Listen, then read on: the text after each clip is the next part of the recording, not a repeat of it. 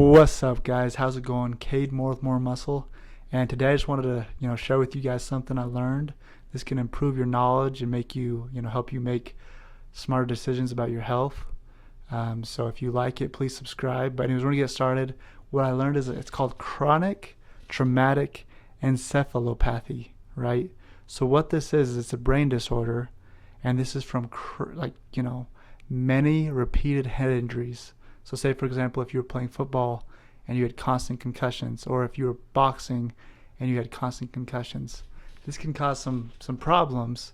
It might not cause problems the day of the concussion, but over the years of, damage to the brain, this can actually cause a lot of problems. So let's go over the symptoms.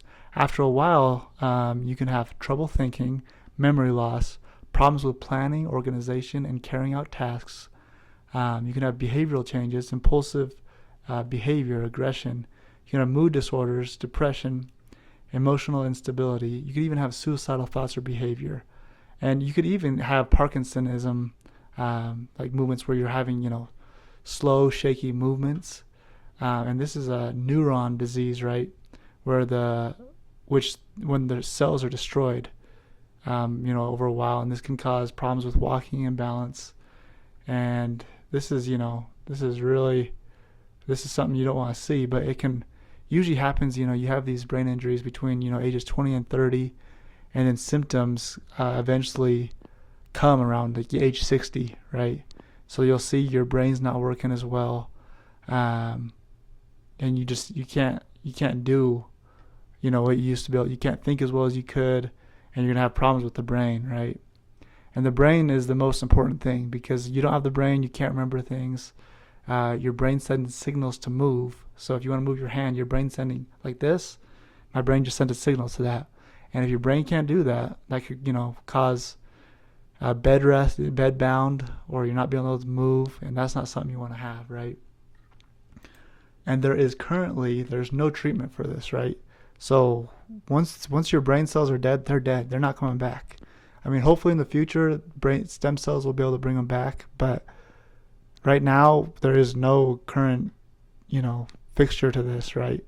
And so what I wanted to get out of this is, if you have like social pressure on playing football, on boxing, or whatever, I'm not saying those things are bad, because it's good to have a team. It's good to grow. It's good to, do exercise and stuff. And these are all great ways to do exercise. But chronic, getting hit in the head many times, having multiple concussions, it's not something good. It's not something you want. Another thing I was studying is a lot of these things, these brain injuries, come from illicit drug use and alcohol use, because you make dumb decisions and you hit your head hard, right? So that's one thing. And then, guys, the brain is so unique and so powerful that it's not something you want to mess around with. It's something you want to keep healthy. Like, for example, I don't know if you haven't, I mean, people with a stroke, their life changes because part of their brain, it doesn't work, right? So say, for example, if their left side of their brain stops working, then their right side isn't going to work, right? And the same thing, if your right side of your brain stops working, it's going to affect your left arm and your left leg. So it's kind of opposite like that. But strokes aren't something fun, and this is definitely not something you want to do. So if you have the social pressure of playing football, boxing, make sure it's right for you. Make sure you're wearing the right equipment and you're taking care of your brain, because it's important. So anyways, thanks for watching, guys. Subscribe if you liked it. I'm trying to get more followers on this, so please subscribe.